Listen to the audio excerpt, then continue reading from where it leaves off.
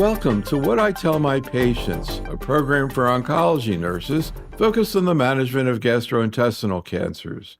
This is medical oncologist Dr. Neil Love. As a follow-up to our recent live symposia at the 2023 Oncology Nursing Society Congress, I met with Dr. Tanios Bekaii-Saab from the Mayo Clinic in Phoenix, Arizona, to discuss the recent evolution of new treatments in the management of patients with gastroesophageal and colorectal cancers. To begin, I asked Dr. Saab to provide an overview of how these new agents come into practice. Clinical trials are essentially how we bring new agents ultimately into the clinic, how we create new standards for patients with cancer. And we understand the unmet need across all cancers is the fact that we have great agent, but we're certainly not at the point where we can claim that we're curing all cancers. We're certainly, with discovery, we're getting closer and closer to patients living longer lives, living with their cancers essentially with the best quality of life possible. And for many patients, even with the most advanced stages, we can claim some cures. So that's important. But these didn't happen except with clinical trials that have been ongoing for the last 40 or 50 years. So what are those clinical trials? And clinical trials come in different phases and ultimately get us from the phase 1. In fact, there's also a phase 0, then a phase 1, phase 2, phase 3, and even for some agents, phase 4s. And then different questions that come back and forth across multiple stages of the cancer. So why do we do this? So first, let's think about the whole discovery process. Think about, over the last 50 plus years, many scientists have been thinking about what is the driver for cancer. And cancer, I'm using the word cancer in general, but of course, the drivers may be different depending on the cancers that we're dealing with. What does it mean to drive? Who's driving? What bad is in the driving seat? And how can we stop cancer in its track? So through a lot of discovery, mostly in the lab, a lot of initial agents, get identified as potentially promising based on the first studies. Now, these ultimately will go through a series of development and identifying the potential safest dose to start with when we get to humans. Then for some agents, there's a phase 0, meaning, we look at the possibility that these agents, especially oral agents, may be affected, say, by food intake, by other elements that may disturb essentially how well it gets through the system. And then we have 3 major phases for clinical trials. There's a phase 1 and a phase 2 and a phase 3. And phase 1, the first phase, is very important. This is the one that actually establishes the highest, or sometimes it's not the highest, but the most optimal dose to move forward with. What does that mean? That means, can I go up on the dose of the drug safely to the point where it essentially is doing its maximum effect without causing significant toxicities to the patient before we take it to the next phase? For others, like biologics, which more and more of these agents are being developed, so moving from chemotherapies to the biologics, which are more targeted to, say, a protein expressed on the cancer cell or a gene that's driving the cancer cell, those sometimes are developed mostly based on what we call an optimal biologic dose or an optimal immunologic dose, meaning that we want to see the best biologic effect that we think is going to shut down this cancer cell before taking it to the phase 2. So phase 2 is where essentially we start establishing the potential promise of the agent. I mean, we have some idea in phase 1, but phase 2 is the one that gives us the best idea about how well this may perform when we take it to the next phase, and how tolerable is it in a larger patient population that's very focused typically on one disease. Now, without going through variations, there are a number of different ways to look at these. Sometimes it's one disease, one agent. Sometimes it's what we call a basket, meaning, we focus on the target, but we let multiple diseases go into the basket which express a certain protein or a genetic aberration that we go after. But just to make it simple, the phase 2 is the one that establishes the promise of an agent to move to the next phase. It can be either done as a single arm, meaning just one study, or randomized, meaning we start seeing those signals versus, say, a established standard of care. And then the phase 3. And then the phase 3 is very important, because the phase 3 is what we call the definitive study. That's the study that's going to tell us whether, this agent outperforms the standards we have today, and then will become the new standard or not. And then the phase 3 is typically what we call a randomized, meaning patients will enter into the study with a flip of a coin to decide whether they go into what we call the experimental arm or the more standard arm. And that study is usually larger, hundreds, sometimes thousands of patients volunteer to get on those studies. But that's a definitive study that's required by all regulatory agencies that ultimately will establish an agent. Now, let's take an example, an agent called tucatinib that I've had quite a bit of work with. And tucatinib is an oral agent. So it's an oral agent that specifically targets a protein, a gene that drives many cancer cells, whether it's breast, stomach, or colorectal cancers, and others as well. But when it's expressed at high levels, it drives the cancer cell into being more aggressive, into spreading. And so there are ways for us to shut down the signal, to shut down essentially the driving force for this protein or gene aberration, and therefore stop the cancer cell in its growth. So tucatinib is an oral agent. And let's take the example of tucatinib and colorectal cancer. It's an oral agent that essentially tackles the lower part of the protein, of the receptor on the cancer cell. So it shuts down the signal that gets transferred into the core of the cancer cell. Now, it turns out that in colon cancer, just doing this is not enough. You have not just to shut down that signal, but you also have to shut down the top elements, the receptor that sits outside the cancer, to optimize. So we call this vertical inhibition. You hit top and bottom, and you shut down the signal completely. Now, this agent was first developed in a phase 1 study, which essentially established the safest dose to use and the optimal biologic dose to use with trastuzumab, and then moved to different phase 2s. And focusing on one study, Mountaineer, which is a study with colorectal cancer, combining the two, tucatinib and trastuzumab. So the two were put together and to try to see if we can get enough responses in patients who failed prior to chemotherapies, and whether the dose that was determined in the phase 1 study was safe enough to move forward with. Well, it turns out that the response rate was about 40%. Many of these responses were 1 or 2 or even for some 5 years long. So very promising. And the survival was much higher on average than anything we expect. And so the FDA took an application, what we call an accelerated approval, which is unique in the United States for regulatory agencies, which allows essentially entry of very promising agents with biological rationale into the clinic. So this agent made it based on phase 2, a phase 2 study into the clinic. I know it sounds a little confusing because we said phase 3 is the definitive study, but the FDA has this special mechanism where it actually allows very promising biologics or immunologics to enter into the clinic based on this accelerated approval pending, so waiting on the phase 3 study to be completed. So in this case, a phase 3 study is ongoing, Mountaineer 3, that's looking at essentially taking tucatinib and trastuzumab based on the promise of the phase 2, added to chemotherapy versus chemotherapy. Now this is in first line. So this will be the study that will tell the FDA and will tell us and will tell our patients, you know what, this is indeed very promising. This agent or this combination with tucatinib and trastuzumab will be permanently approved by the FDA.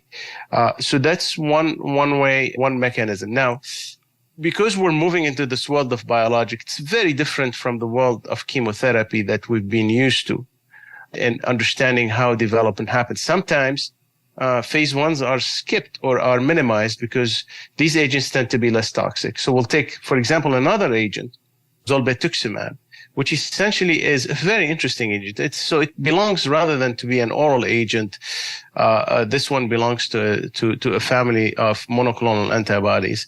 What that means essentially, it's a highly specific immune antibody that specifically recognizes a target on the cancer cell.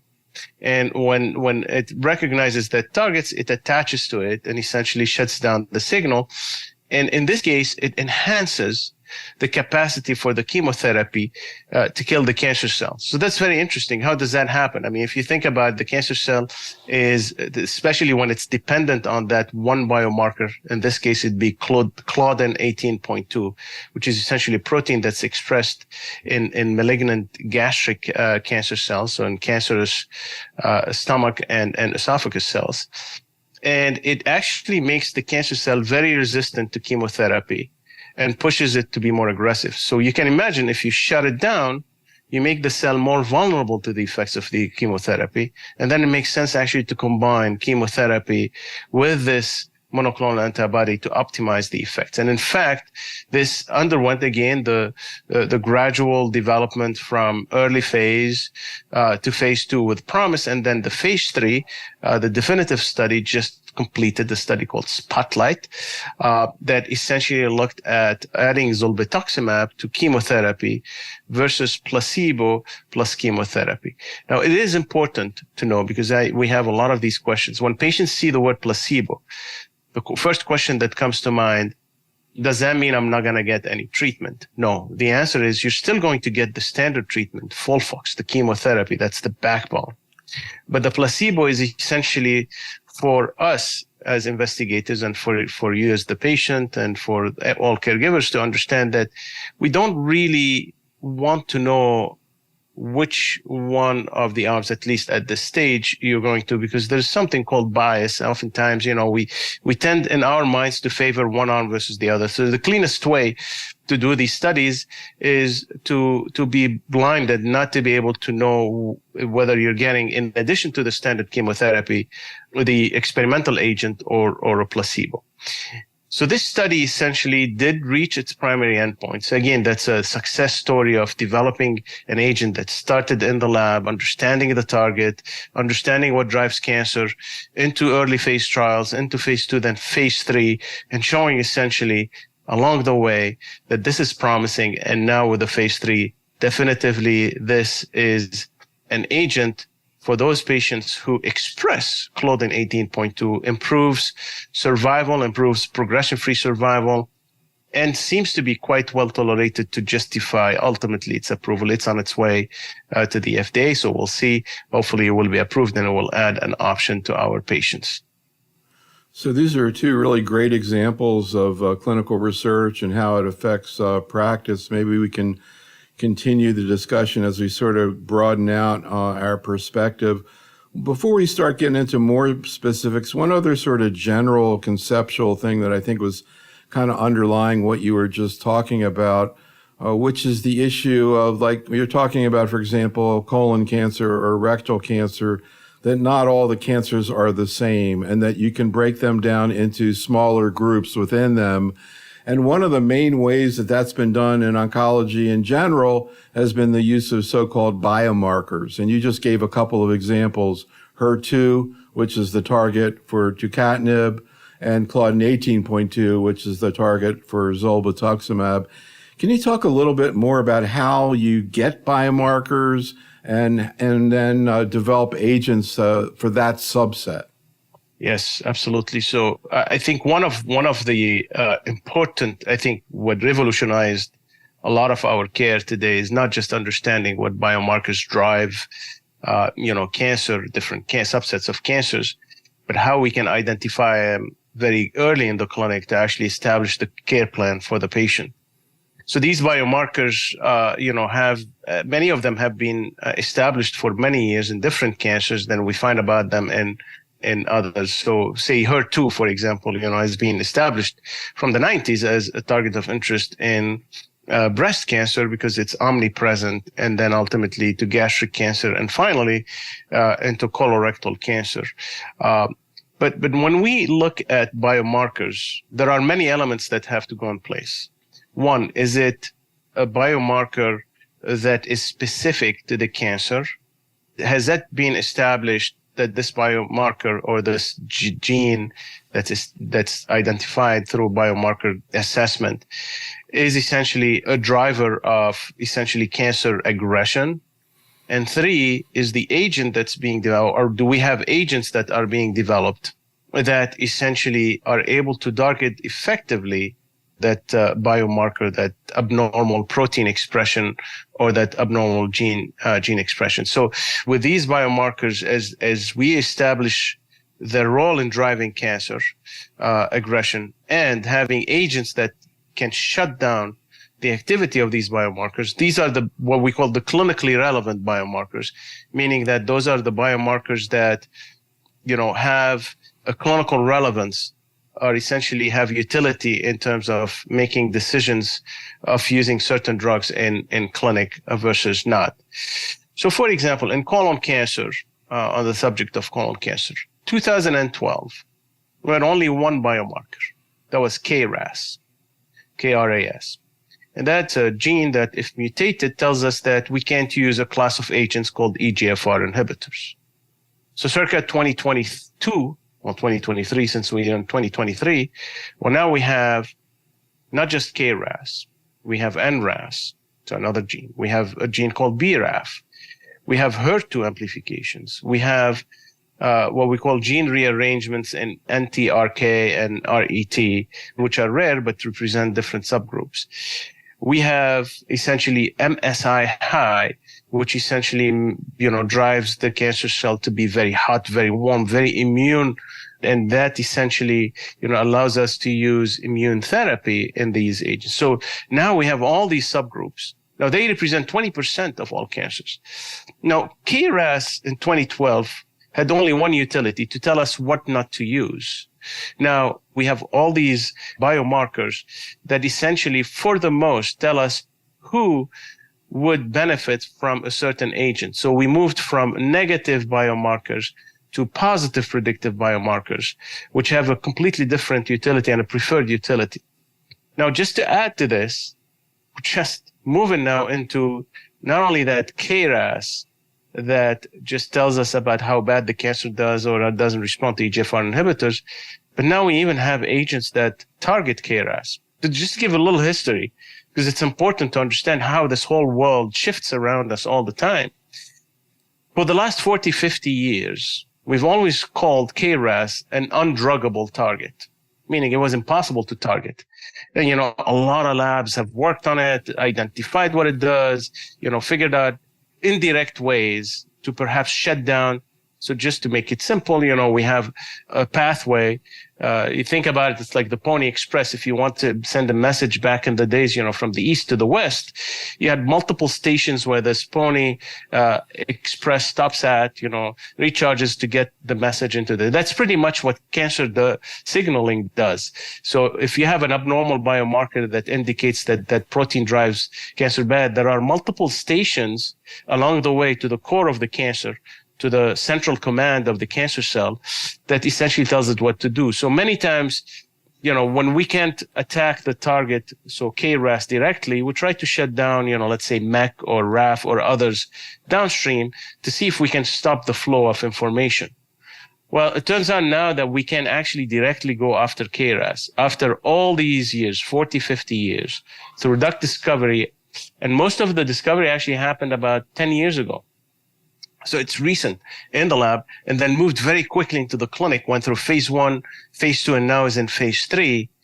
And what we've seen is that in 2% of the patients that have a G12C, so KRAS G12C mutation, you can see significant responses, which is actually something that we have never dreamt of over the last many years. And not only that tackles 2% of the patients, but that can transform the lives of those 2% of patients.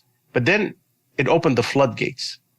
Now that we know how to best optimize targeting KRAS G12C, which turns out to be the easiest to do.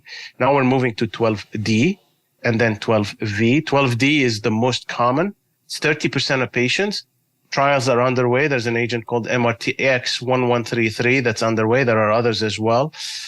So it's been amazing that once you open one door, then you have all these doors that open to you. And once we start applying all these discoveries in the clinic and understanding all these biomarkers that drive cancer, then, we are seeing a revolution in terms of getting these targets very quickly into clinical trials and moving from phase 1 to phase 3 in speeds that we've never seen in the last 30, 40 years.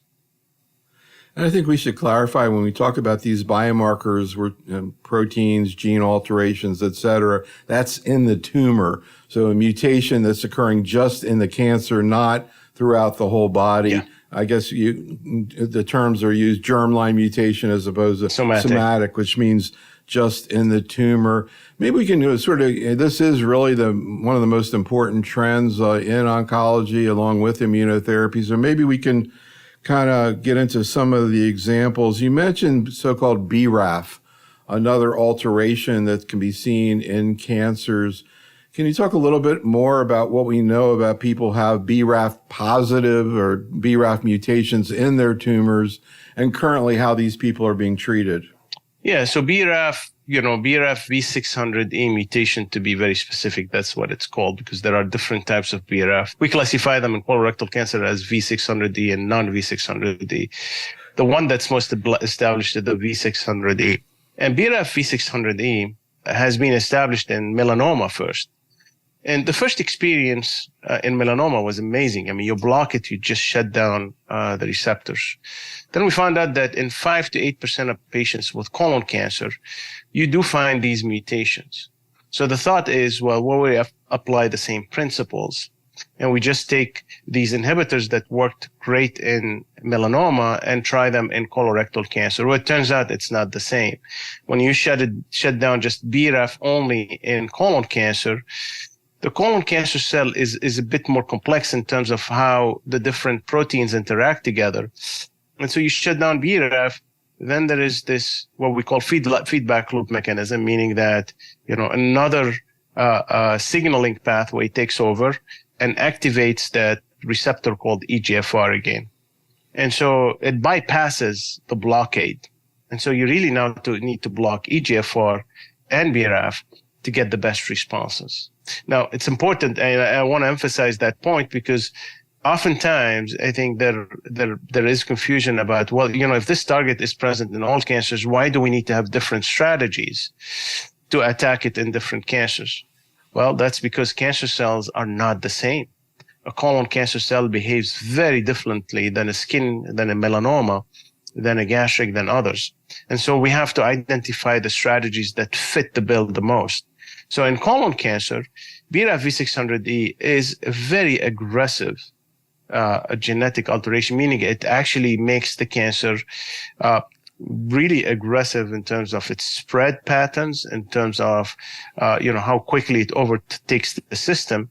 And so we have to essentially act very aggressively against it. So one of the first strategies was essentially to really throw a very strong, concoction of chemotherapy to get this under control. Then, again, this is why, all this knowledge starts to percolate. Then when we understood that, one of the ways to target the gene itself, the genetic alteration, is to essentially put this BRAF inhibitor called encorafenib with an agent called cetuximab, an EGFR inhibitor, combine them, and then now we see about 20-25% response rate. So we went from 0 to 20-25%. Now, 20-25% does not seem like a lot, but it's a good start. And it actually ended up, for many patients, slowing down the cancer and even putting it in some form of remission.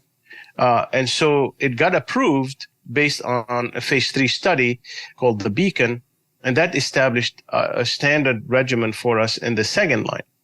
Now, this essentially, as with all agents we study in colon cancer and all other cancers, is when we see the signals very promising in later lines of therapy, meaning after patients fail chemotherapy, then we want to try to hit biology sooner. and that's key, is if something works really well later, we hope that it works even better when we hit the cancer sooner.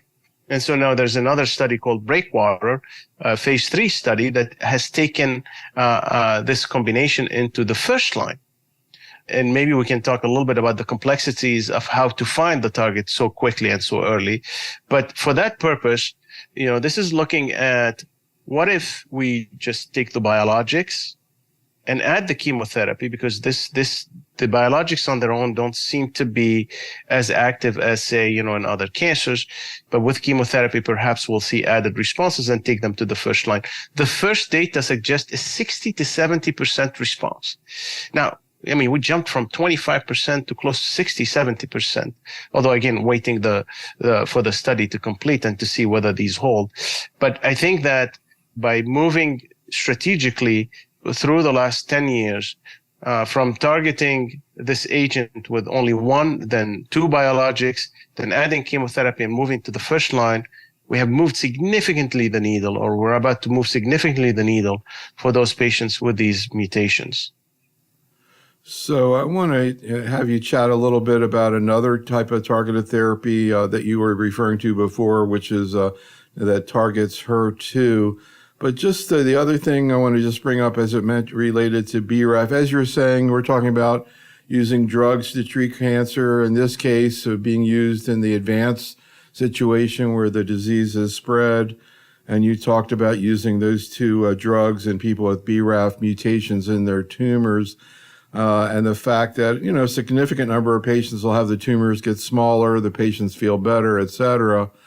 What about toxicity? Because a lot of these drugs do have side effects. The normal cells are affected by them.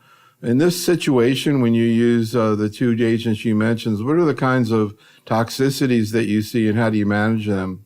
Yeah, I think it's very important to understand that although these are not chemotherapy, as you mentioned, Neil, they're not devoid of toxicities. They have, different types of toxicities, whereby with chemotherapy, the toxicities primarily hit the blood counts, but also can cause significant nausea, vomiting, or diarrhea. These agents have their own specific toxicities. So let's take, for example, tucatinib. Tucatinib, is mostly safe. It's what we call very specific. It hits HER2 at a high level of specificity, meaning a very clean hit on HER2. But it does have its toxicities because that little bit of what we call off-target effect can affect the bowels. So you can have diarrhea. You can have a little bit of nausea. All the oral agents can cause fatigue on the long run. So there is some level, even it's a low-level fatigue, but for many patients, low-level fatigue can be tough. The good news is that a lot of these toxicities can be, in 95+% of the patients, can be managed with adjusting dosages or giving supportive medicines. So they're really not the toxicities we see with chemotherapy, but they're not absent. With tucatinib, especially when you combine it with trastuzumab, there is, and it's been long established, there is the potential for heart toxicity. Mostly the heart muscle can become weaker. So we monitor those patients very closely with echocardiograms. And in fact, it's incredibly rare, almost unseen, at least in GI cancers, to see a failure of the heart muscle. So we have a lot of ways to actually keep an eye on things, making sure we adjust the dosages. And for most patients, actually, they can go through this journey with, great quality. One way we measure ultimately the potential benefits that we're seeing and the potential effects of the toxicities and how that essentially goes on the patient is measuring the quality of life. So if the quality of life of the patient is maintained or improved, then we know that that balance is reached. And with tucatinib and trastuzumab, we did those quality of life studies, and the patient's quality of life actually is maintained, does not deteriorate, so it does not get worse for those patients who actually respond well.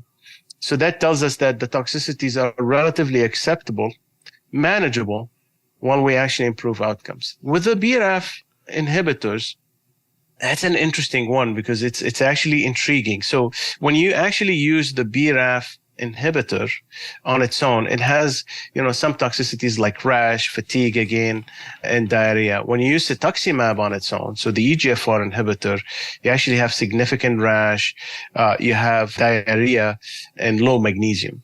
When you combine the two, actually those toxicities drop. So there are less toxicities. This was very intriguing because, in actual practice, the logic says that when you take two agents with overlapping toxicities individually, you add the two, you get way more toxicities and you have to adjust the dosages. Well, it turns out actually you get less. So there was a lot of great work done by the group in Memorial Sloan by the dermato-oncologist, Dr. Lacouture, which essentially showed that the skin actually is a great surrogate for understanding what's going on with the toxicities overall, since, mostly it's rash. Well, it turns out that a lot of the drivers that induce significant rash, so when you add the two, they counteract each other at the level of the skin and the bowels, and you actually drop down the toxicities. But then at the target, meaning in the cancer cell, the effects are synergistic. So in one way, with the cancer cell, a different way in normal cells. A very unique characteristic for those agents shutting down that pathway. But that's what we learn as we do these clinical studies and try to understand, surrogate markers of toxicities. But the toxicities primarily with cetuximab and encorafenib remain, what we'd expect: rash, diarrhea, fatigue, and other alterations, but mostly seem to be well tolerated. And again, when we look at the quality of life of the patients is preserved.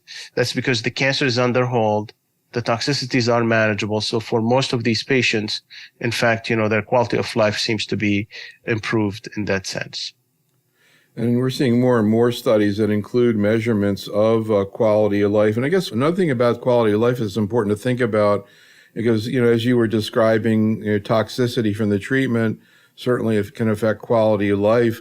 But the other thing is the anti-tumor effect of the treatment and the fact that symptoms from the cancer may be getting better. And that clearly can have a big effect on quality of life.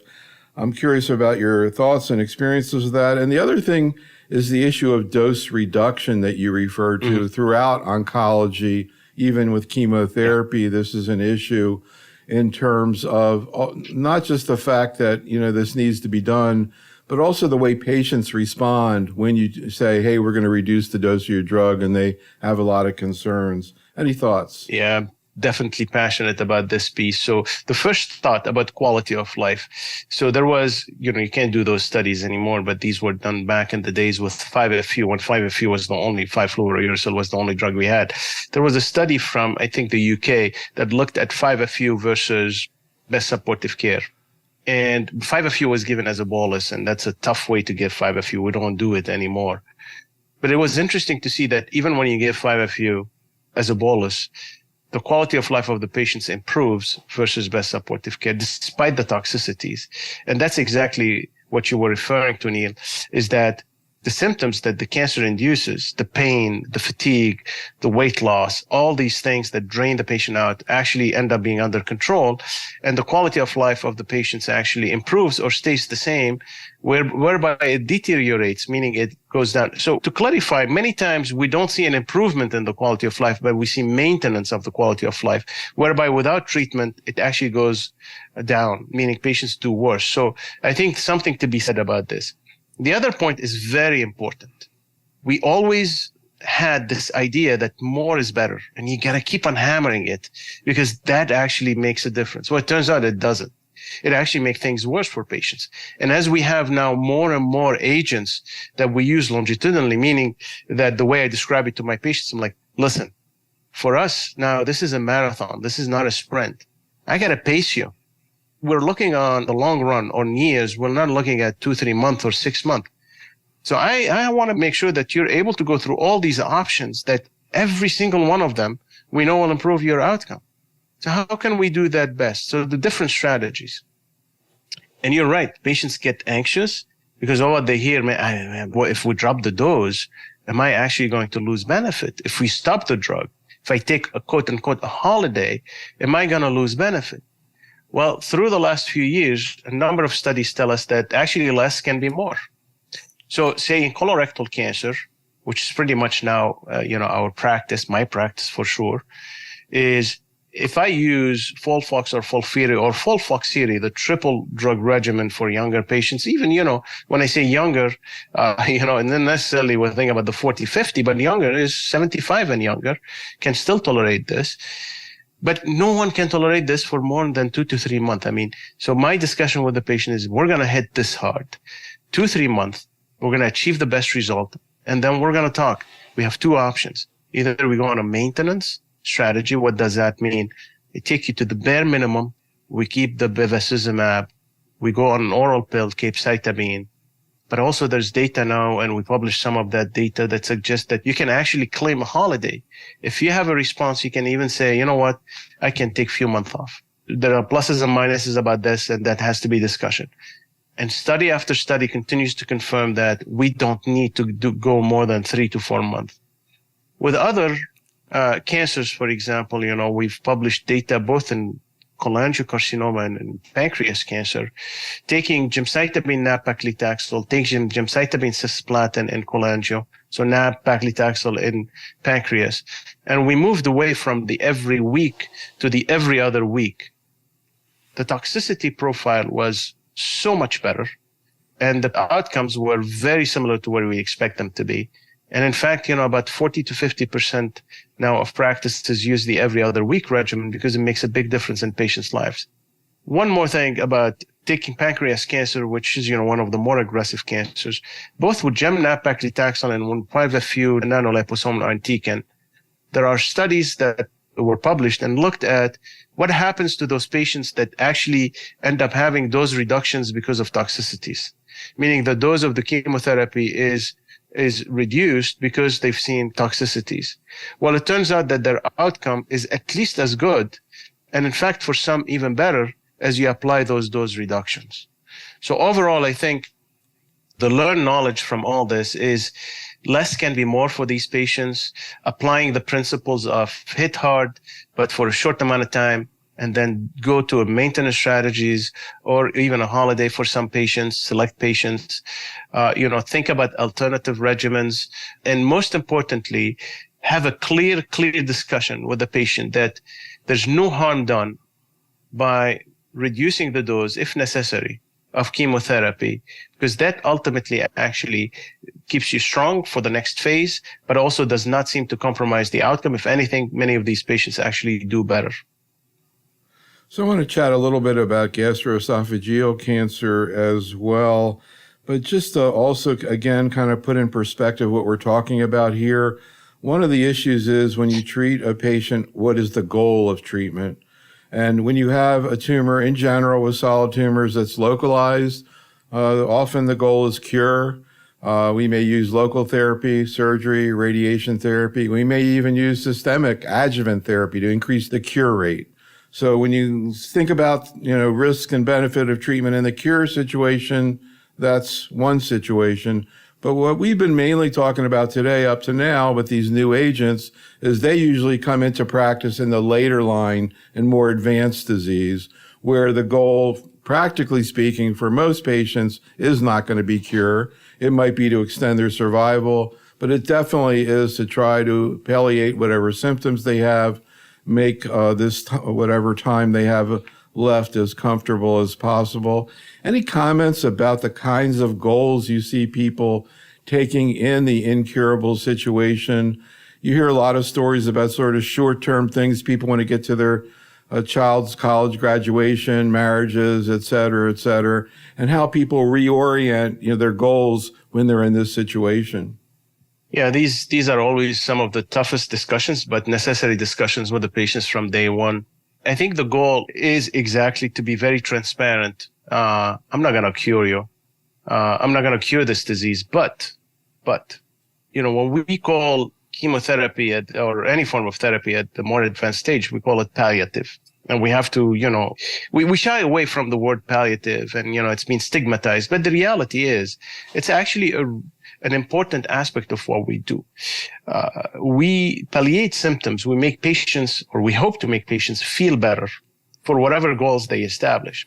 So my discussion from day one with the patient is very, very focused on two elements. One is treatment and two is no treatment. And what do the two means? But before we start this, I usually sit down and say, after we have a discussion about the stage of the cancer and where we're at and the fact that it's incurable, I asked one of the most important questions, the one he said, what are those life events that would drive a decision for you to live longer? Why do I want an extra year or two of life? And, for some, if they're and we're seeing a lot of these younger patients, right, with young onset colon cancer and other cancers, the discussion is very different than versus someone who's 80 or 85, and they may have different goals.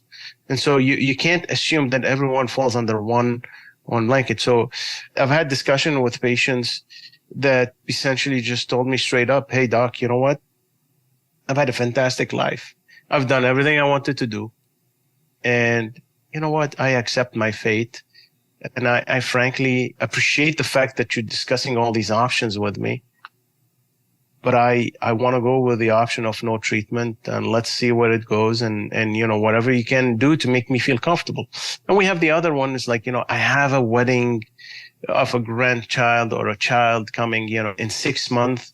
Now, I can't promise you I'm going to give you 6 months, but I say, okay, we can give it a shot. We're going to try our best. We'll see if we can pull you through that line.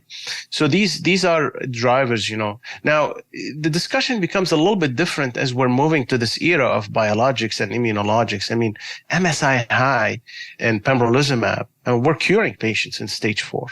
So that's a completely different discussion.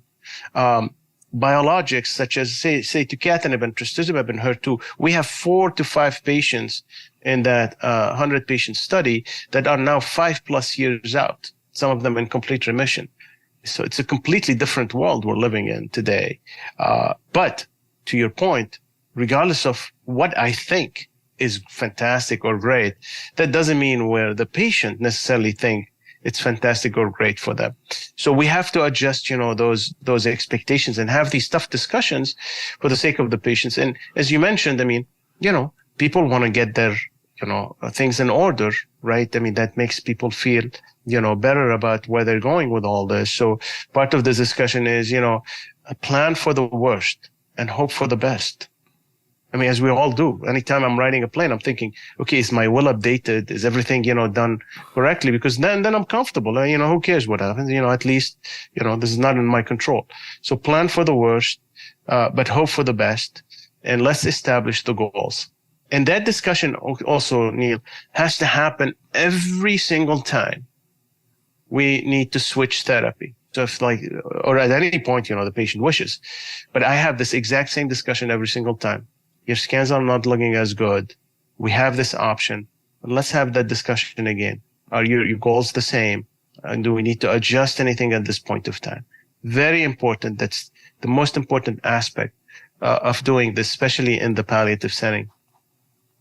Another thing that I was just sort of flashing on, when we talked in the beginning about clinical trials, and with so many new agents, clinical trials are different than they were 10, 15 years ago when we were trying one treatment versus another, but we knew neither was really good or very effective. And now we have so many new agents.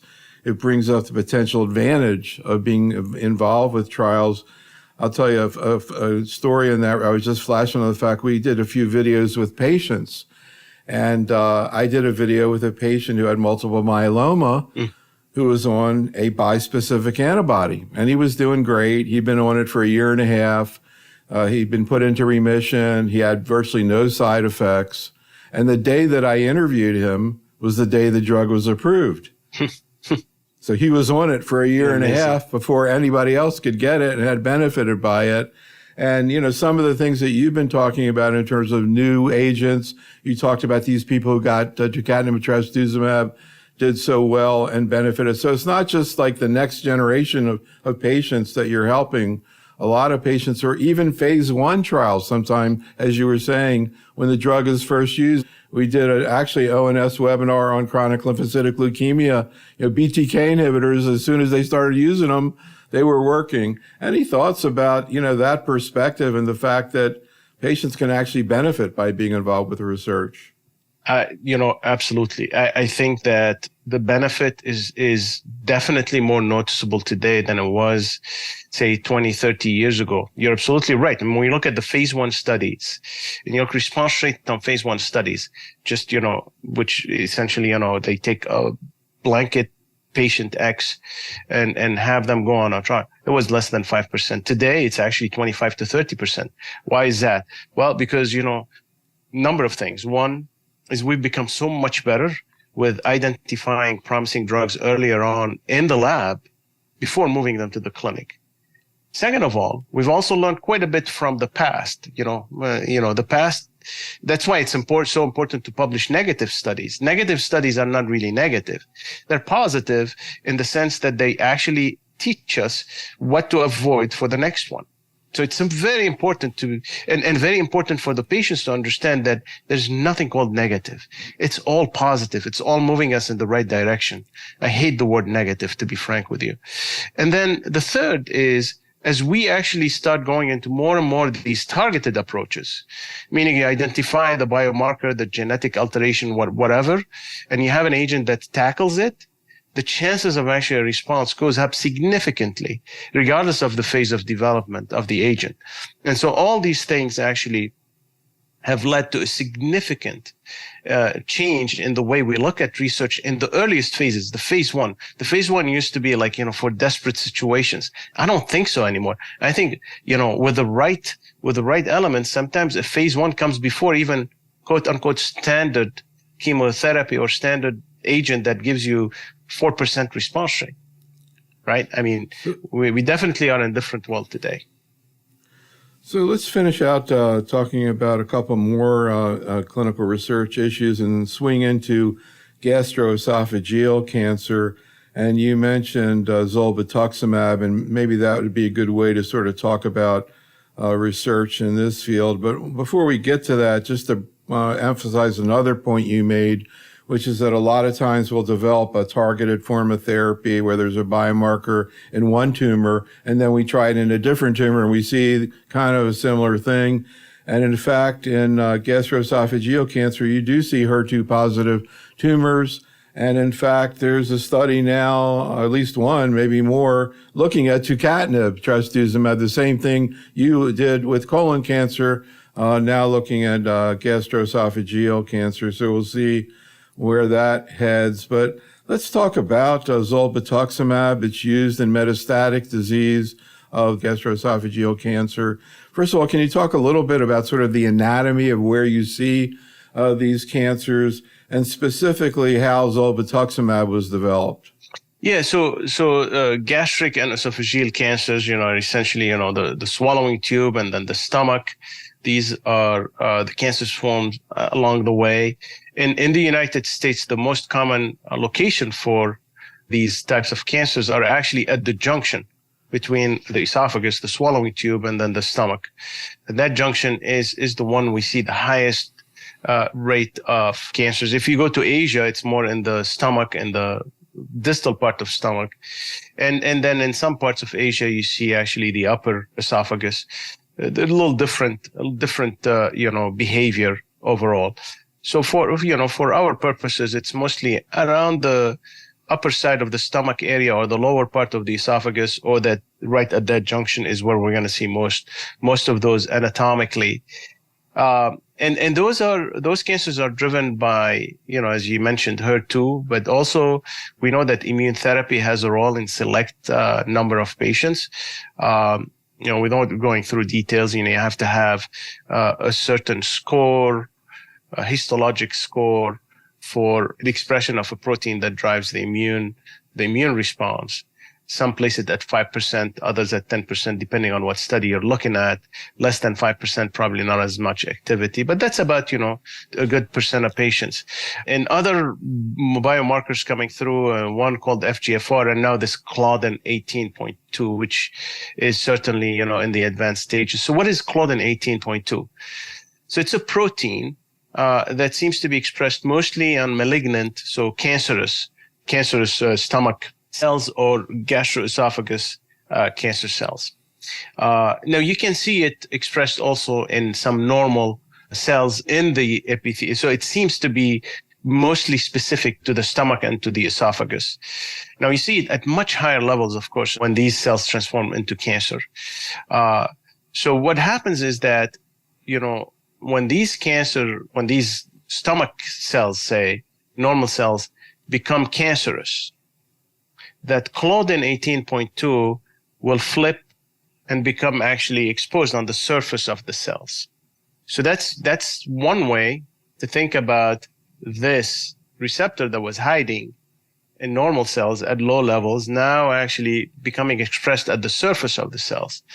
And when you find it there, you know that it's part of the driving forces of cancer and an area for us to develop agents that target it. Now, when you look at, what percent of cancer cells of the stomach it will express Claudin 18.2, it's about a third of the patients.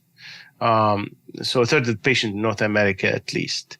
And the other thing is, when we think about the need, we look at the overall development of agents in gastric and gastroesophageal cancers, and we see, these immune therapies, becoming prominent in use. So the question is, are we going to overlap? Do we need to think about this as a secondary target or a primary target? Well, it turns out that where PD-L1 status is relevant is only in 17% of patients with Claudin positive tumors. So for more than 80% of Claudin positive tumors, there are no biologic options.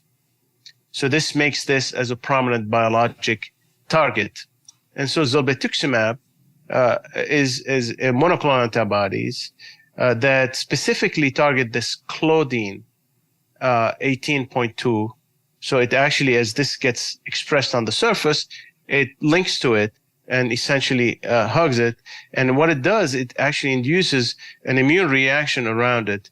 Not only just fixes on it, but also induces these immune reactions that will lead to essentially a milieu that's more favorable to kill the cancer cells with chemotherapy. So the study that took it ultimately to the phase 3 stage looked at adding zolbetuximab to FOLFOX6, which is a standard chemotherapy, versus placebo and FOLFOX6.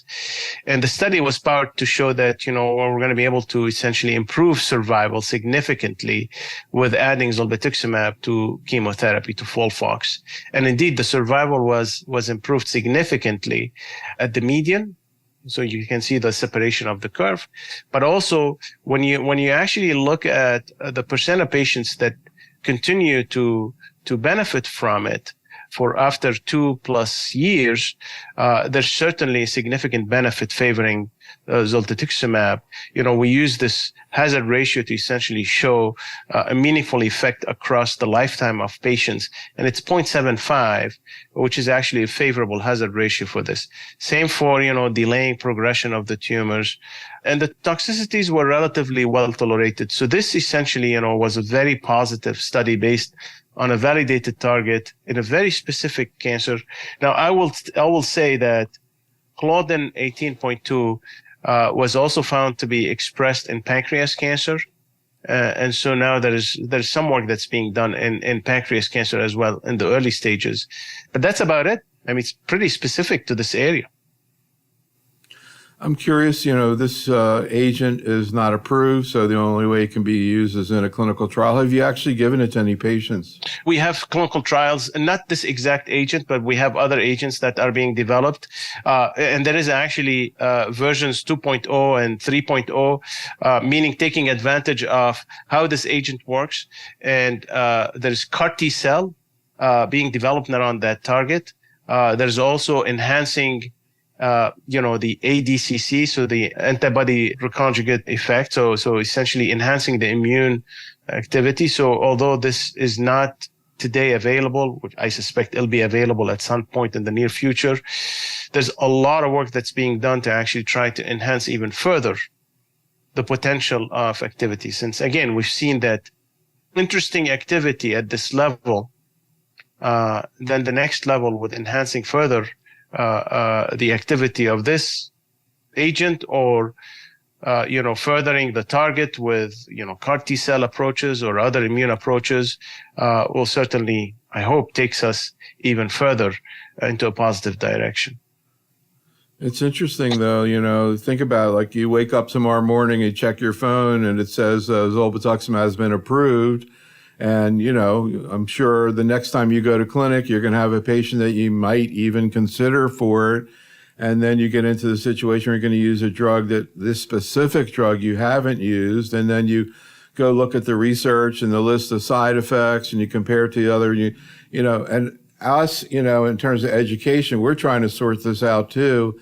And sometimes people say things to me and I go, this sounds different. And when I have talked to people who've used zolbetuximab, the one thing that they mentioned that sounds a little different, I'm curious what you've heard when you talk to your colleagues, is the GI effects. And the fact that, as you mentioned, you see this in the normal stomach cells. When you talk to your colleagues, what have you heard about this? It sounds like it's kind of different. Maybe not, but what I've heard is it seems a little bit different than some of the other metagenic regimens. So it's a different, and I think it's not just characteristic for this agent, but for this class of agents. So we've had some experience with that class of agents per se. So I can tell you firsthand, having worked with a similar agents, at least targeting that pathway, is exactly what you're saying.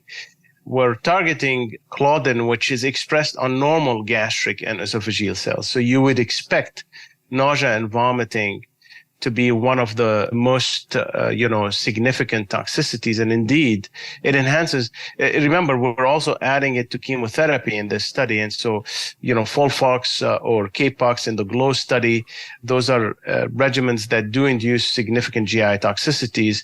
And you're enhancing it further with zolbetuximab. So yeah, it can be quite rough on patients. And I think, it ends up being a learning curve, to be frank, like all agents with first in human entry, even at the phase 3 level, right? I mean, we haven't had experience enough with these agents until they actually get into clinic. Many times, even in phase 3s, we're super selecting patients, there are strict criteria, and then it comes to clinic, and it's a completely different. I mean, we've seen that with sorafenib, with regorafenib, with so many agents, where the learning curve ends up being very, very steep. And so I can tell you, this is something that, at least from the educational standpoint, is going to be very important to disseminate. Is don't expect this to just be easy. I mean, you think about grade 3 and 4 nausea, vomiting. We're talking about really, really rough on the patients. 16%. That's not, insignificant. And add the chemotherapy to that, and it can be quite tough on patients. So I think it's very important to understand that we have to be relatively vigilant and selective as this makes its point of entry into the clinic. I wonder, too, in terms of the usual approach, when you think about chemotherapy, I think the mechanism is different. That's a central effect in the brain. Here you're talking about something in the stomach. Do the same agents that you use for nausea, vomiting for chemo, do they work for zolbetuximab? They do, and adjustments. I mean, yes, it's a different mechanism. But the control center is very similar. I mean, chemotherapy does also injure the surface, and so it adds, insult to injury. And, those patients also can have blockades from their cancers, etc. It's a very complicated patient population. But yes, the usual regimens and those adjustments and those delays certainly help quite a bit. This concludes our program. Special thanks to Dr. Saab. And thank you for listening. This is Dr. Neil Love for What I Tell My Patients.